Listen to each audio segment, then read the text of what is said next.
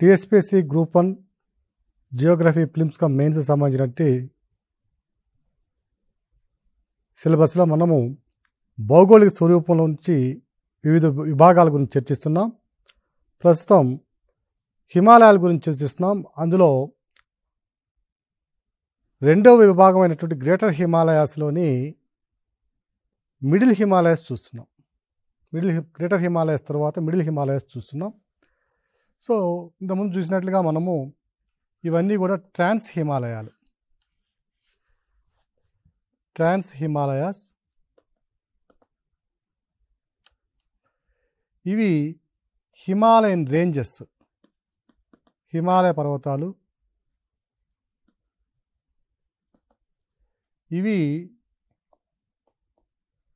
పూర్వాచల్ కొండలు, ఈస్టర్న్ హిమాలయాస్ అని కూడా అంటాం వీటిని, పూర్వాచల్ కొండలు.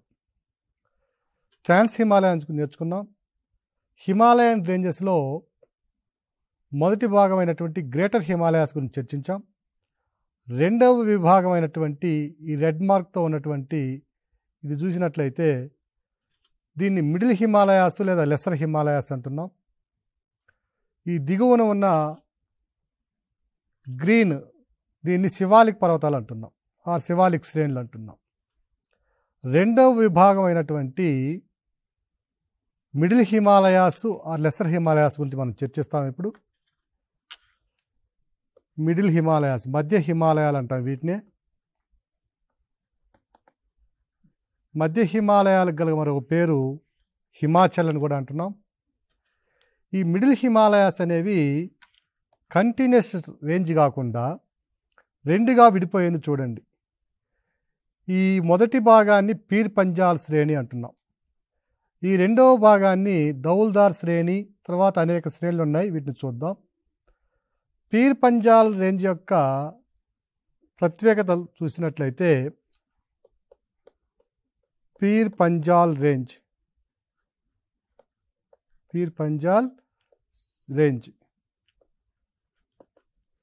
ఈ పీర్ పంజాల్ శ్రేణిని కనుక మనం గమనించినట్లయితే it is the longest range in entire Jammu and Kashmir.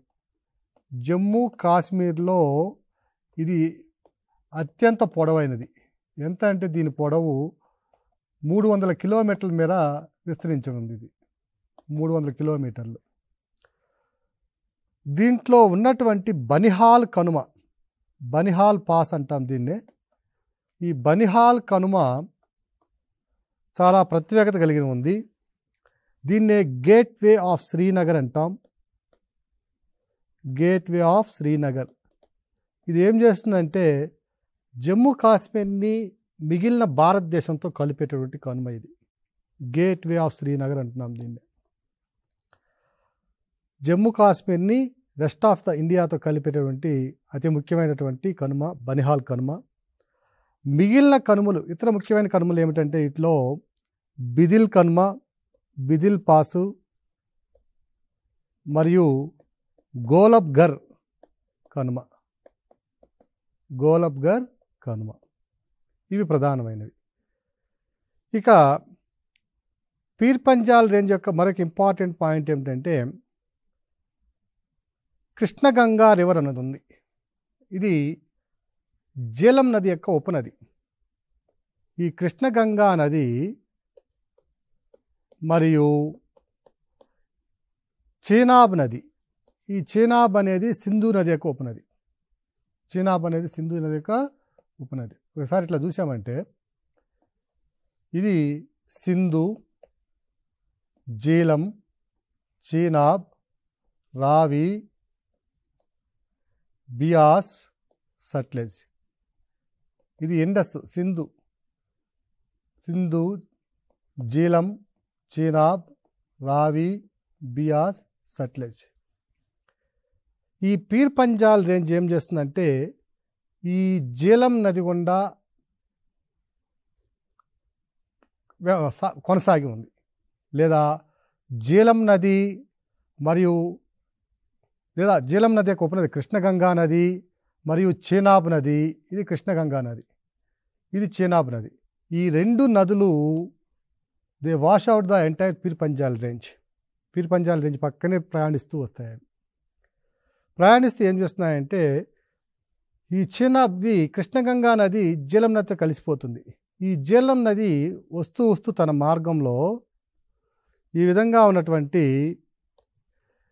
కొన్ని లేక్స్ ఉన్నాయి. ఆ లేక్స్ని అన్నింటినీ కూడా పైనుంచి తీసుకువచ్చిన ఒండ్రు మట్టితో కప్పివేయబడతాయి.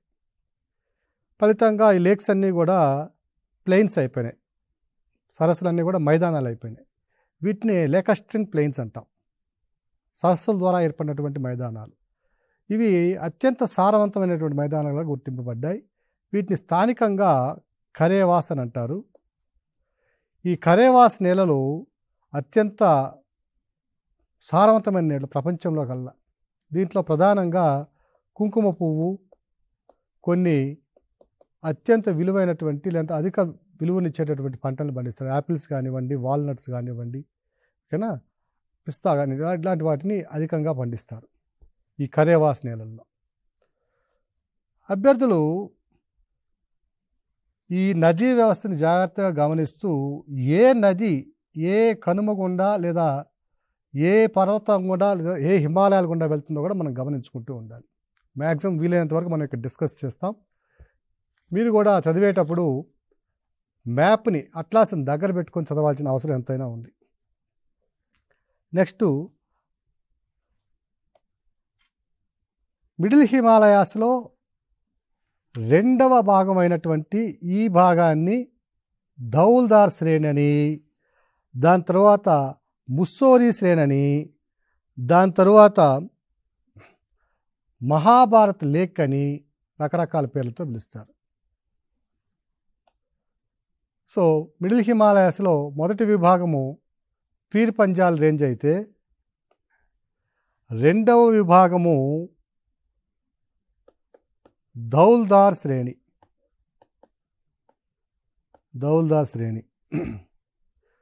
ఇది హిమాచల్ ప్రదేశ్లో విస్తరించి ఉంది. ధౌల్దార్ శ్రేణి అనేది హిమాచల్ ప్రదేశ్లో విస్తరించి ఉంది. దీంట్లో ఉన్నటువంటి ప్రధానమైనటువంటి ధౌల్దార్ శ్రేణిలో ఉన్నటువంటి ప్రధానమైనటువంటి విభాగాలు ఏమిటంటే కంగ్రా వ్యాలీ, కంగ్రా లోయ మరియు కులు లోయ. ఈ రెండు కూడా ధౌల్దార్ శ్రేణిలో విభాగాలు. దాని ఎక్స్టెన్షన్ వచ్చి ముస్సోరీ శ్రేణి. ఇది ఉత్తరాఖండ్లో ఉంటుందండి, ముస్సోరీ శ్రేణి.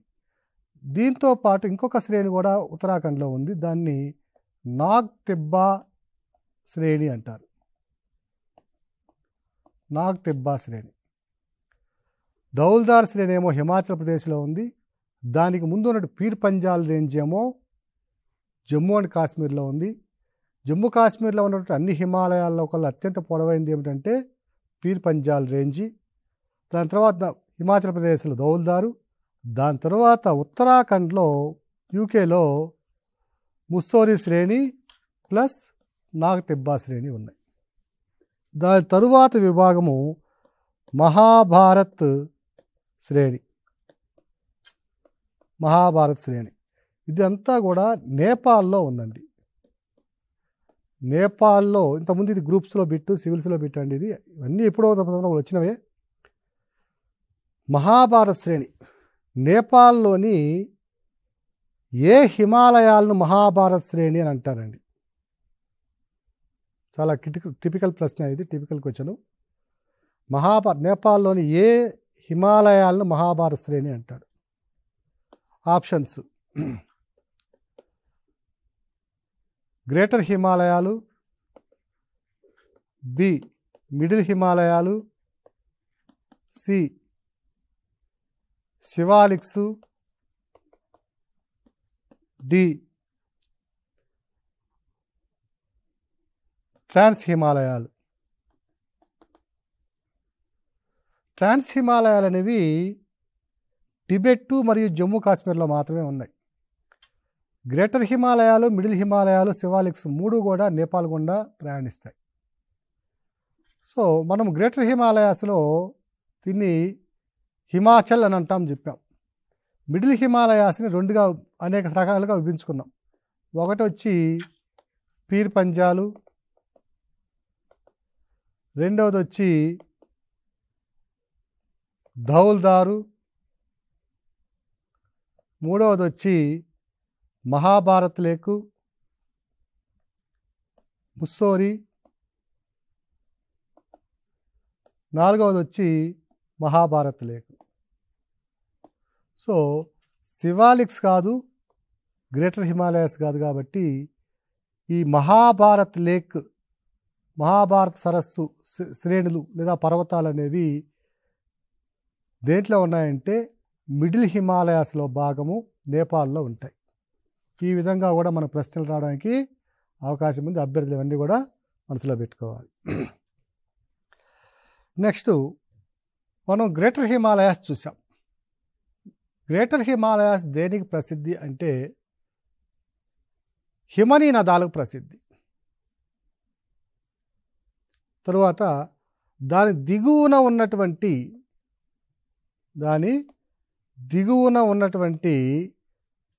ఈ హిమాలయాలు మనం ఇప్పుడు చూస్తున్నాం. మిడిల్ హిమాలయాసు లేదా లెస్సర్ హిమాలయాస్ అనేవి దేనికి ప్రసిద్ధి అంటే అవి వేసవి విడిది కేంద్రాలకు ప్రసిద్ధి. సమ్మర్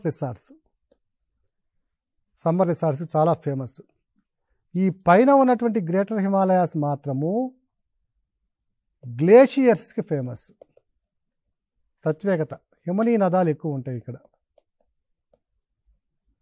ఇక మిడిల్ హిమాలయాస్ లేదా లెస్సర్ హిమాలయాస్లో ఉన్నటువంటి గ్లేషియర్స్ని మనం చూసినట్లయితే ప్రధానంగా వీటిలో రాష్ట్రాల పరంగా చూసినట్లయితే ముందు ఉత్తరాఖండ్లో కనుక చూసినట్లయితే ఇవి ముస్సోరి, రాణిఖేట్, నైనితాల్, అల్మోరా, చర్ఖాటా ఇవి ఉత్తరాఖండ్లోని వేసవి విడిది కేంద్రాలు. నెక్స్ట్ హిమాచల్ ప్రదేశ్లోకి పోతే సిమ్లా, ధర్మశాల మరియు డల్హౌసీ ఇవి హిమాచల్ ప్రదేశ్లో వేసవి విడిది కేంద్రాలు. నెక్స్ట్ వెస్ట్ బెంగాల్లోకి వెళ్ళామంటే కాలింపాంగు, డార్జిలింగ్ ఇవి ఫేమస్ వేసవి విడిది కేంద్రాలు. ఓకే, సో ఇవి ప్రధానమైనటువంటి అంశాలు. ఇంకొక ప్రధానమైన అంశం ఏమిటంటే మనకి ఒక బిట్ అడడానికి అవకాశం ఉంది. పీర్ పంజాల్ రేంజి ఏ పర్వత శ్రేణుల మధ్య కలదు అంటాడు. అందుకోసము ఈ ఫిగర్ మనకు గుర్తుండిపోవాలండి. ఇది పీర్ పంజాల్ రేంజి. ఈ పీర్ పంజాల్ రేంజి ఏ పర్వత శ్రేణుల మధ్య కలదు అన్నప్పుడు కింద ఏమున్నాయంటే శివాలిక్స్ ఉన్నాయి, ఈ పైన ఏమున్నాయంటే గ్రేటర్ హిమాలయాస్ మధ్య ఉన్నాయి. పీర్ పంజాల్ పర్వత శ్రేణి ఏ పర్వత శ్రేణుల మధ్య కలదంటే పైన ఉన్నది గ్రేటర్ హిమాలయాస్, కింద ఉన్నది శివాలిక్స్. అలాగే కాశ్మీర్ లోయ ఎక్కడ కలదు అంటాడు. ఇంకొక ఉదాహరణకి ఇది కాశ్మీర్ లోయ.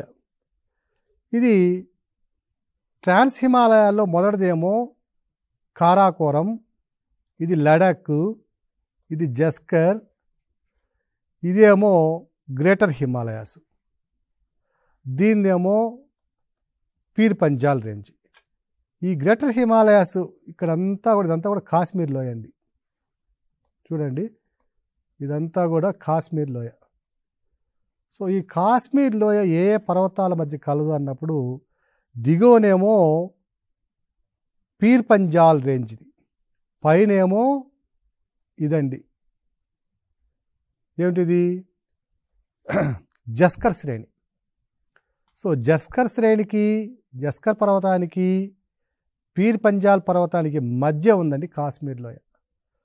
సో అభ్యర్థులు చాలా పిన్ పాయింటెడ్గా మ్యాప్ దగ్గర పెట్టుకొని ప్రతి పాయింట్ని చదివేటప్పుడు 1-2 సార్లు మ్యాప్లో దాన్ని చూసుకుంటూ వెళ్తే ఏ ఎగ్జామ్కైనా కూడా మనము బాధపడవలసిన అవసరం లేదు, భయపడవలసిన అవసరము లేదు. సో ఇప్పుడు హిమాలయన్ శ్రేణుల్లో రెండవదైనటువంటి మిడిల్ హిమాలయాలు లేదా లెస్సర్ హిమాలయాల గురించి చర్చించాం. ఇక మూడవదైనటువంటి ఈ శివాలిక్ పర్వతశ్రేణి గురించి చూద్దాం. ఈ శివాలిక్స్,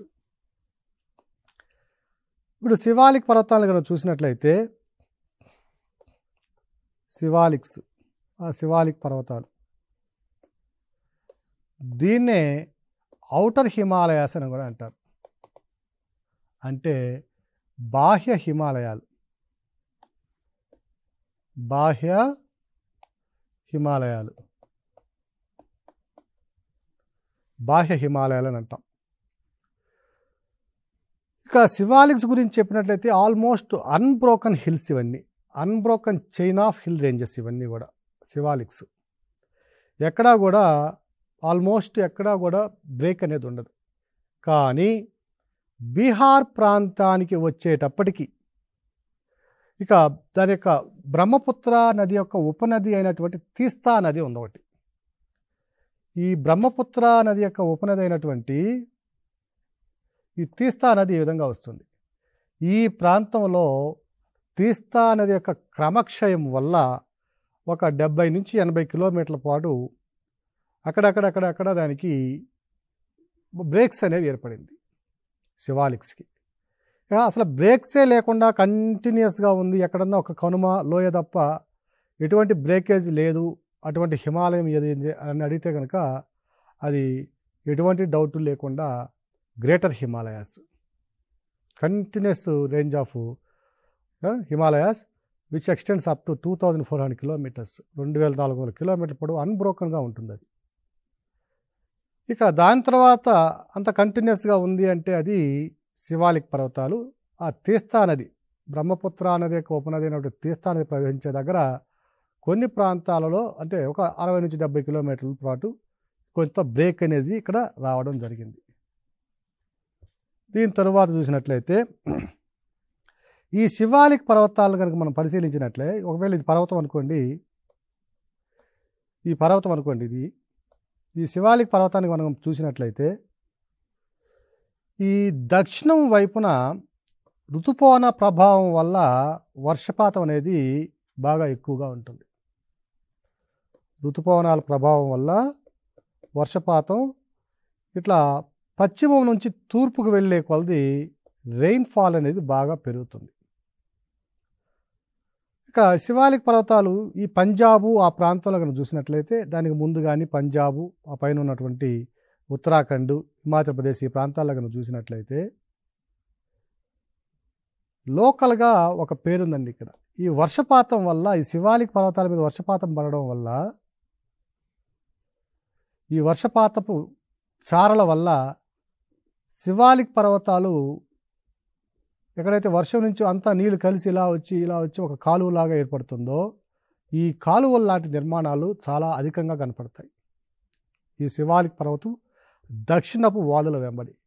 వీటిని లోకల్గా ఏమంటారంటే చోస్ అంటారు. ఆ కాలువ లాంటి నిర్మాణం వాటిని ఏమంటామంటే eroded regions of the southern slopes of the Shivalik hills are locally called as chos. పంజాబ్లో కూడా ఈ సింధు నది దాని యొక్క ఉపనదుల వల్ల అనేక ప్రాంతాలలో మైదానాల్లో కానీ పెట్టుభూముల్లో కానీ ఇలాంటి నిర్మాణాలే ఉంటాయి. వాటిని కూడా అక్కడ చోస్ అని వ్యవహరించడం జరుగుతుంది. సో ఈ పాయింట్ కూడా అభ్యర్థి గుర్తుపెట్టుకోవాలి. నెక్స్ట్ ఈ శివాలిక్స్ పర్వతాలకి వివిధ ప్రాంతాల్లో వేరు పేర్లు ఉన్నాయండి. ఆ పేర్లను కనుక మనం పరిశీలించినట్లయితే జమ్మూలో వీటిని జమ్మూ హిల్స్ అంటారు. శివాలిక్ పర్వతాలని జమ్మూలో, సపోజ్ శివాలిక్ పర్వతాలు అయితే ఇది జమ్మూ రీజన్ అయితే వీటిని జమ్మూ కొండలు అంటారు, జమ్మూ హిల్స్. తర్వాత జమ్మూ కాశ్మీర్లో, నేపాల్లో వీటిని చురియా కొండలు అంటారు. ఇది ప్రీవియస్ బిట్ అండి, చురియా కొండలు అంటారు. ఆ తరువాత వీటికి అనేక రకాల పేర్లు ఉన్నాయండి. అవి చూసినట్లయితే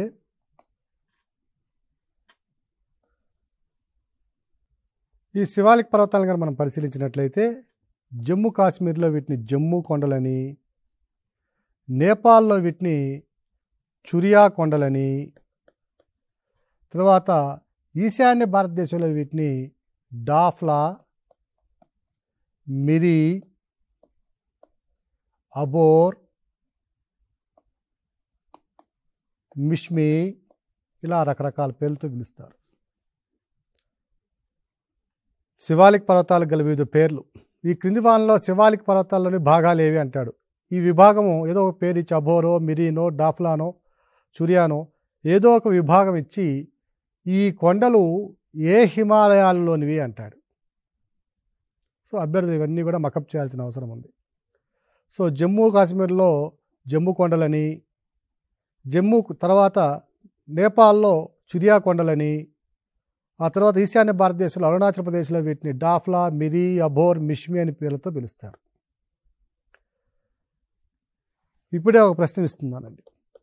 మోడల్కి వచ్చినప్పుడు చూసినట్లయితే జమ్మూ కొండలు ఏ హిమాలయాల్లో భాగం అంటాడు. సో ఇప్పుడు ఇక్కడ మనకు ఉంది కాబట్టి డైరెక్ట్గా మనం చెప్పేస్తాం.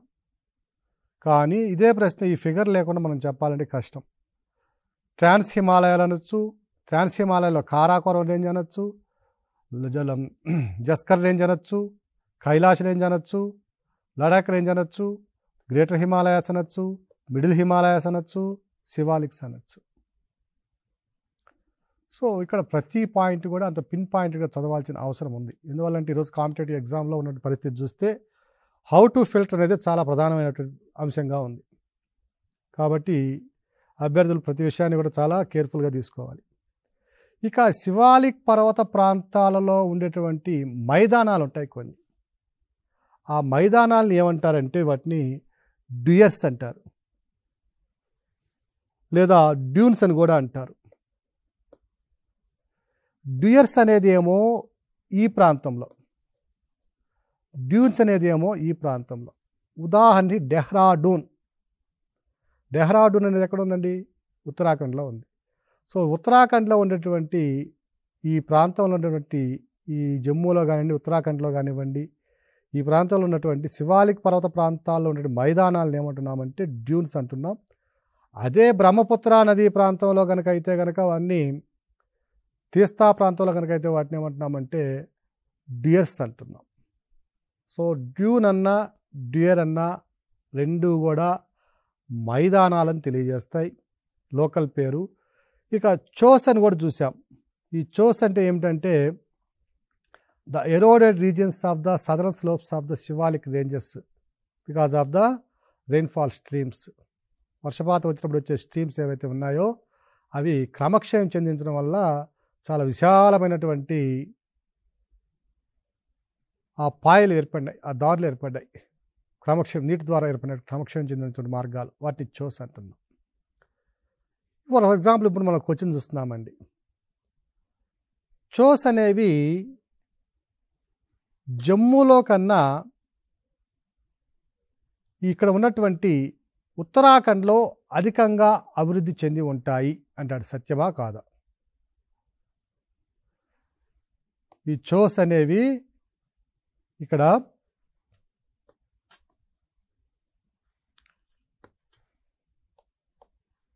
ఈ చోస్ ఉన్నాయి. ఇవన్నీ కూడా ఎరోడెడ్ రీజియన్స్, క్రమక్షయం చెందించబడిన మార్గాలు కొండల మీద. ఈ క్రింది వాక్యాల్లో ఏది సత్యం అంటాడు. Which are the following statements are true అని 2 స్టేట్మెంట్స్ ఇస్తాడు. Chos are well developed in the eastern margins of the Shivaliks that is counterpart western counterpart అంటాడు. ఇప్పుడు చోస్ అనేవి ఏర్పడాలి అంటే వర్షపాతం యొక్క పరిమాణం ఎక్కువగా ఉండాలి. ఆ వర్షపాతం యొక్క పరిమాణం ఎక్కువ ఎక్కడుంటుంది అంటే ఈ ఋతుపవనాల ద్వారా వచ్చే వర్షపాతము ఈ ప్రాంతంలో తక్కువగా ఉంటుంది. రెయిన్ఫాల్ అనేది ఇక్కడ తక్కువ, రెయిన్ఫాల్ ఇక్కడ తక్కువ ఉంటుంది. క్రమంగా ఇటు వెళ్ళే కొద్ది రెయిన్ఫాల్ అనేది పెరుగుతుంది. ఆ వర్షపాత విస్తరణ వచ్చినప్పుడు మనం చెప్తాం ఎందువల్ల రెయిన్ఫాల్ ఇక్కడ తక్కువ ఉంటుంది, ఇక్కడ ఎందుకు ఎక్కువ ఉంటుంది చెప్తాం. సో వర్షపాతం ఎక్కువగా జమ్మూ కాశ్మీర్లో కంటే ఉత్తరాఖండ్లో కంటే నేపాల్లో కంటే భూటాన్ దిగువన లేదా బీహారు, వెస్ట్ బెంగాల్ ప్రాంతంలో, దీనికంటే ఇక్కడ మేఘాలయలో వర్షపాతం ఎక్కువగా ఉంటుంది. మేఘాలయలో వర్షపాతం కనుక చూసినట్లయితే ప్రపంచంలోనే అత్యధిక సగటు వర్షపాతం పొందే ప్రాంతం ఇది. అత్యధిక సగటు వర్షపాతం ప్రపంచంలోనే 1181 సెంటీమీటర్ల వర్షపాతం వస్తుంది సంవత్సర సగటు వర్షపాతం. ఈడ పంజాబ్కి వచ్చేసరికి సంవత్సర సగటు వర్షపాతం ఎంత ఉంటుందంటే 85 సెంటీమీటర్లో ఉంటుంది. సో దానికి దీనికి దాదాపు 13-14 రెట్లు తేడా ఉంది. 13-14 టైమ్స్ డిఫరెన్స్ ఉందండి దీనికి. సో వర్షపాతము హిమాలయాల్లో పశ్చిమ నుంచి తూర్పుకి వెళ్ళే కొన్ని పెరుగుతూ పోతుంది. దాన్ని బట్టి ఇక్కడ రెయిన్ఫాల్ బట్టి ఇక్కడ ఫారెస్ట్ కవర్ కూడా ఉంటుంది. అటవీ సంపద లేదా సాంద్రత అనేది కూడా మారిపోతూ ఉంటుంది. ఈస్టర్న్ హిమాలయాస్ లేదా పూర్వాచల్ హిమాలయాస్లోకి వెళ్తే ఇక్కడ evergreen, semi evergreen, moist deciduous అంటే సతత హరితారణ్యాలు, అర్ధ సతత హరితారణ్యాలు, ఓకేనా. సో అలాంటి అరణ్యాలు ఇక్కడ ఉంటాయి. ఆకురాల్చడలు ఇక్కడికి వచ్చేసరికి ఆకురాల్చడవులు, ముళ్ళ పొదలు ఉంటాయి. దీన్ని బట్టి కూడా మనము వర్షపాతాన్ని చెప్పేయచ్చు. సో ఇవన్నీ కూడా చాలా ప్రధానమైనటువంటి విషయాలు. ఓకే. సో ఈ జమ్మూ కొండలు, చురియా కొండలు, తర్వాత డాఫ్రా, మిరి, అబోర్, మిష్మి, ఈ కొండలన్నీ కూడా చాలా ప్రధానమైనటువంటి కొండలు. సో గ్రేటర్ హిమాలయాస్ని కనుక ఒకసారి మనం మదింపు చేసుకుంటే, మరొకసారి మదింపు చేసుకుంటే ఈ గ్రేటర్ హిమాలయాస్ అనేవి మిడిల్ హిమాలయాస్ లేదా లెసర్ హిమాలయాస్ని ఒకసారి కనుక మనం మరలా కంక్లూడ్ చేసుకున్నట్లయితే ఈ మిడిల్ హిమాలయాస్ అనేవి పైన ఉన్న గ్రేటర్ హిమాలయాస్కి దిగువన ఉన్నటువంటి శివాలిక్ పర్వతాలకి మధ్యలో ఉంటాయి. ఇవి కంటిన్యూస్గా కాకుండా 2 రకాల శ్రేణులుగా ఉన్నాయి. మొదటిది ఏమో పీర్ పంజాల్ శ్రేణి, దాని తర్వాత ధౌల్దార్ శ్రేణి, దాని తర్వాత మహాభారత్ లేకు, ముస్సోరి శ్రేణి, ఈ విధంగా విభజించబడ్డాయి. దిగువన ఉన్న శివాలిక్స్కి వచ్చేసరికి ఇవి కూడా కంటిన్యూస్గా ఉండేటటువంటి హిమాలయన్ రేంజెసే. కానీ బీహారు ఆ ప్రాంతంలో వచ్చేసరికి బ్రహ్మపుత్ర నది యొక్క ఉపనది అయినటువంటి తీస్తా నది క్రమక్షయం వల్ల ఒక 60 నుంచి 80 కిలోమీటర్ల మేర అక్కడక్కడ కొన్ని గ్యాప్స్ అనేవి ఏర్పడ్డాయి. ఈ శివాలిక్ పర్వతాలని వివిధ రకాల పేర్లతో మనం పిలుస్తున్నాం. జమ్మూ కాశ్మీర్లో జమ్మూ కొండలని, దాని తర్వాత నేపాల్లో చురియా కొండలని, అరుణాచల్ ప్రదేశ్లో డాఫ్రా, మిరి, అబోర్, మిష్మి అనే పేర్లతో పిలుస్తున్నాం. ఇప్పుడు మరొక అంశం ఏమిటంటే ఈ శివాలిక్ కొండలు అనేవి అంతా కూడా నేపాల్ దగ్గరకు వచ్చామనుకోండి, నేపాల్కి భారత్కి బోర్డర్గా పనిచేస్తాయి. అలాగే భూటాన్ దగ్గరకు వచ్చినా కూడా దాదాపుగా భూటాన్ దిగువనే బోర్డర్లాగా ఉంటాయి. సో ఈ క్రింది ఏ కొండలు నేపాల్కి మరియు భారతదేశానికి దాదాపు సరిహద్దుగా వ్యవహరిస్తున్నాయని అంటాడండి. అలా అన్నప్పుడు అవి శివాలిక్ కొండలు. సో మొత్తం మీదగా ఈ శివాలిక్ కొండలు కనుక మరొకసారి పరిశీలించినట్లయితే ఇవి కూడా కంటిన్యూస్గా ఉండేటువంటి కొండలు.